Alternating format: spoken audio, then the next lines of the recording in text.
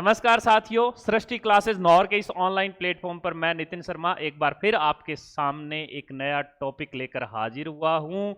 और दोस्तों, जो आज का हमारा टॉपिक है वो बस आप जैसे थंबनेल देख के आए हो उसकी आपकी जिज्ञासा शांत होगी और हम एक नई खबर और एक नया आज ऐलान और आपको खबर दे रहे हैं। और दोस्तों, ये वो खबर है जो आपके पैसे बचा देगी, जैसा आप थंबनेल में देख के आए। मैं शुरुआत में ही आपको अवेयर कर देता हूं कि अगर आपने कोई ऑनलाइन कोर्स खरीदना है, राजस्थान भर्ती के संदर्भ में कह रहा हूं दोस्तों, अगर आपने सीईटी ग्रेजुएशन किया हुआ है और सीईटी ग्रेजुएशन के बाद अगर आपको पटवारी की तरफ जाना है, आपको लेखाकार की तरफ जाना है, आपको हॉस्टल वार्डन की तरफ जाना है, जिलेदार या प्लाटून कमांडर, या आप अगर हम बात करें अकाउंटेंट की, तो आपने बहुत सारे ऐप देखे होंगे जहां पे लोग बाग क्या है कि कोर्स लॉन्च कर रहे हैं। दोस्तों, रुक जाना, कोर्स मत खरीदना, पैसे बर्बाद हो जाएंगे। बाद में सोचोगे ये क्या कर दिया।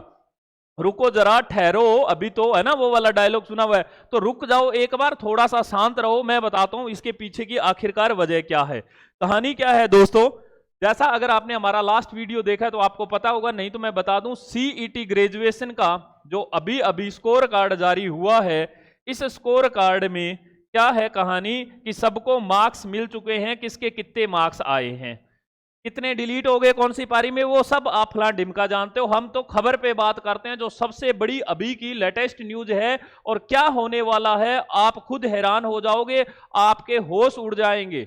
8 लाख लोगों के स्कोर कार्ड आए, क्या 8 लाख में से सिर्फ 45,000 लोग हैं, और क्या पटवारी का एग्जाम होगा या नहीं होगा, इसी पे चर्चा कर रहे हैं। अब इस सीईटी ग्रेजुएशन में क्या है, ये अगर एक तरह से देखें तो ये प्री एग्जाम था।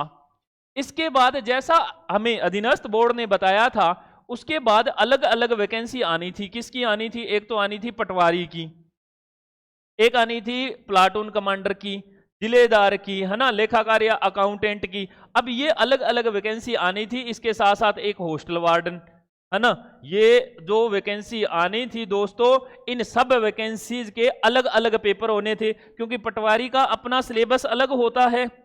और अब ये सिलेबस जो है अगर कवर करना है, यानी कि अगर जिसने सीईटी पास कर दिया और उसको अगर पटवारी लगना है, तो दोस्तों वो क्या करेगा, वो इस पटवारी का सिलेबस पूरा करेगा। और इसको सिलेबस करने के लिए बहुत सारे बच्चे ऐसे होते हैं जो आजकल ऑनलाइन ट्रेंड चल रहा है लोगों का, वहां से वो कोर्स खरीद लेते हैं और लग जाते हैं पटवारी के। दोस्तों, मैं आपको रोक रहा हूं, एक बार कोर्स मत खरीदना। इसके पीछे की मैं वजह बता रहा हूं। जिलेदार की कुछ बच्चों ने तो अकाउंटेंट का ये वाला कोर्स खरीद रखा है। पैसे मत बर्बाद करो, सरकार कुछ नया लेकर आने वाली है, ऐसी संभावनाएं है। अभी दुरुस्त फैसला नहीं आया, इसके पीछे की भी मैं आपको वजह बताता हूं। ये क्या है मसला दोस्तों, जैसा मैंने अभी अभी बताया कि अगर पटवारी का एग्जाम सरकार अलग से करवाए तो इसका सिलेबस भी जारी करना पड़ेगा, और इसके साथ साथ उनको एग्जाम भी करवाना पड़ेगा। एग्जाम के लिए उनको एक विज्ञप्ति जारी करनी होगी। अगर ये विज्ञप्ति जारी करते हैं तो इनको इसके बाद 45 दिन का टाइम भी देना होगा, और फिर कितने बच्चों का एग्जाम है जो भी क्वालिफाई करेंगे। अभी तक तो इनका मामला ये भी नहीं निपटा है कि 15 गुना बुलाएं या फिर 40% वाला कराएं। मान लो इसमें 40% वाला करवा दे तो फिर पटवारी का सिलेबस जारी करेंगे, विज्ञप्ति जारी करेंगे, 45 दिन मिनिमम चाहिए। अब 1 महीने में 4 पेपर आज तक कोई सरकारें करवा नहीं पाई, ये राजस्थान प्रदेश है साहब। अब इसके अगर बात करें फिर अकाउंटेंट की आ जाती है, फिर सेम यही प्रोसीजर और यही 45 दिन। अगर हम बात करें प्लाटून कमांडर की या जिलेदार की या हम कहें हॉस्टल वार्डन की, तो यही सेम प्रोसीजर इनको तय करना पड़ेगा। अगर ये तय करना पड़ेगा तो साहब इनको कितना टाइम चाहिए होगा, अगले 2 साल तक इतनी वैकेंसी नहीं आएगी। पीछे पीछे छोटी बहन जी और आ रही है, 12th सीईटी की बात करें तो इसका रिजल्ट जारी होते ही राजस्थान पुलिस कांस्टेबल की जो भर्ती है 8-10 हजार, उसको भी निपटाना है। क्या क्या करेगी सरकार? 7 और 7 14 15 वैकेंसी अगर 4 महीने में या 5 महीने में निपटाना चाहे, नहीं निपट सकती। अब जो मैं आपको खबर बता रहा हूं दोस्तों, बने रहना मेरे साथ, वो आपको बहुत तगड़े वाले लेवल पे पहुंचा देगी और आपके पैसे बचा देगी। पैसे बचाने वाला वीडियो है, और इसी बात पर इधर वाला लाल बटन दबा दो और आप सृष्टि परिवार का हिस्सा बन जाओ। दोस्तों, मैं आपको बता रहा हूं कि राजस्थान पुलिस जैसी बड़ी भर्तियां और इन सब को सरकार करवाने में अभी असक्षम नजर आ रही है। अगर असक्षम नहीं है, सक्षम तो है, पर सरकार के पास समय कम है।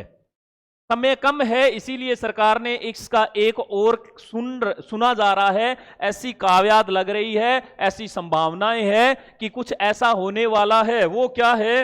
वो सरकार ये कह रही है कि सीईटी पहले हुआ जो पात्रता उसका नाम दिया जा रहा है प्री, और अब सीईटी मेंस होने वाला है। आप कहोगे मास्टर जी ठीक बात है, पर ये तो बताओ प्रभु कि इसके बाद, इस मेंस के बाद भी क्या पटवारी का पेपर देना होगा? नहीं देना होगा। इसी सीईटी का और इसी सीईटी प्री का जो पात्रता थी इस मेंस में, इन दोनों का सिलेबस जो होगा वो सेम होगा बिल्कुल। अब इसमें क्या होगा? इस मेंस में वो बच्चे बैठेंगे और साथ में 1/3 जैसी नेगेटिव मार्किंग डाल देंगे। मैं एनएम लिख रहा हूं, नेगेटिव मार्किंग, है ना। अगर ये नेगेटिव मार्किंग अगर लग जाती है तो फिर जो अगर बच्चे जो इसमें पास होंगे और उनका स्कोर कार्ड आएगा, उनके अपनी एक वरीयता क्रम लगेगी, उनकी रैंक लगेगी दोस्तों, उनकी रैंक लगेगी फिर वापस से। अब ना उनको पटवारी देना, ना प्लाटून कमांडर देना, ना अकाउंटेंट देना, कुछ नहीं देना। आप अगर नॉन मेडिकल के छात्र हैं या मेडिकल के छात्र हैं तो दोस्तों आपने कभी जमाने में आईआईटी का, या आपने पहले के टाइम में आरपीईटी हुआ करता था, या आपने एआईपीएमटी या आपने पीएमटी का पेपर दिया होगा। अगर ये दिया हुआ है, या फिर अगर आप आर्ट के हैं तो आपने पीटीईटी का पेपर दिया है, इसमें क्या होती है? वरीयता क्रम लगती है, रैंक लगती है। जिस बच्चे की टॉप रैंक है उससे उसकी प्राथमिकता पूछी जाती है कि भैया तुम क्या चाहते हो। वैसे ही सीईटी में मान लो कोई लड़का ए है और उसकी रैंक फर्स्ट है, कोई लड़का बी है उसकी रैंक सेकंड है। अगर इनसे पूछा जाए कि भाई साहब आप क्या लगना चाहते हो, तो सरकार के पास सीईटी के अंडर में एक तो पटवारी है, दूसरा प्लाटून कमांडर है, तीसरा जिलेदार है और एक अकाउंटेंट है। अब ये बच्चा फर्स्ट रैंक वाला कह देता है मैं तो अकाउंटेंट बनूंगा, मुझे तो अकाउंटेंट दे दो, तो अकाउंटेंट की जो भी 200-400 सीटें हैं उसमें से एक सीट कम हो जाएगी। अब जितनी बच गई, ये सेकंड रैंक वाला कह रहा है मुझे तो पटवारी बनना है, तो 79 सीटें इसको पटवारी अलॉट कर दिया गया। अब 3 सी नंबर जो बच्चा है वो तीसरी रैंक हासिल किया, उसने फिर अकाउंटेंट मांग लिया तो उसको अकाउंटेंट मिल जाएगा। इस तरह से जो टॉप रैंक बच्चे होंगे सीईटी में, यानी कि दोस्तों जो मेंस एग्जाम होने वाला है उसमें आपको धुरंधर तैयारी के साथ बैठना है। अभी आपके पास अगर पढ़ने का इतना ज्यादा एकदम जुनून छाया हुआ है तो मैं आपको बता दूं सीईटी का प्री का वापस सिलेबस उठा लो और अपना तैयार करना शुरू कर दो। पैटर्न सेम वही रहेगा, एग्जाम वैसे ही आने, हर सब्जेक्ट से आएंगे और आपको यही सीईटी के जो प्री का अगर सिलेबस है वो बचाएगा, यही रामबाण औषधि कहलाएगी। मैंने जो बात रखी है मैं उम्मीद करता हूं ये आपको बेहद समझ आ गई होगी। अगर फिर भी नहीं आई है तो मैं फिर बता देता हूं, सीईटी जो है ये एक प्री पेपर था, जो प्री पेपर था कितने 7 भर्तियों के लिए या 7 वैकेंसीज की बात करूं मैं एक बार और बता देता हूं दोस्तों, 7 वैकेंसीज के लिए। अब जो सीईटी मेंस होगा, पहले क्या काव्यात चल रही थी कि इनके अलग अलग पेपर होंगे, पटवारी के प्लाटून कमांडर के नहीं होंगे। अब ये सीईटी मेंस होने वाला है और जो ये सीईटी मेंस होगा दोस्तों, इसके जो नंबर आएंगे उसके आधार पर रैंक लगेगी। जिसके टॉप नंबर होंगे सेम वही पैटर्न में उस बच्चे की जिसकी जो जितनी अच्छी रैंक होगी वो अपनी नौकरी अपनी मनपसंद इच्छा के अनुसार वो नौकरी प्राप्त करेगा। ये बात क्लियर है। आप तो बस एक बेसिक चीजें तैयार करना शुरू कर दो और नौर और भादरा क्षेत्र के और राउतसर या आप तारानगर चूरू और इस क्षेत्र के बच्चे हैं तो आप सृष्टि क्लासेज नौर को भी ज्वाइन कर सकते हैं। हमारे यहाँ पे फाउंडेशन बैच बहुत अच्छे से चल रहा है, ये काव्यादें चल रही है दोस्तों। मैं फिर कह रहा हूं कोर्स मत खरीदना, लोग बाग बेचेंगे क्योंकि उनका तो पैसा लग चुका है। 5-7-10 दिन में मामला बिल्कुल क्लियर हो जाएगा। आपको सिर्फ रुके रहना है, थोड़ा सा इंतजार करना है और सृष्टि क्लासेस को सब्सक्राइब करना है ताकि जो भी खबर आए पहले झटके में आपको पता चल जानी चाहिए।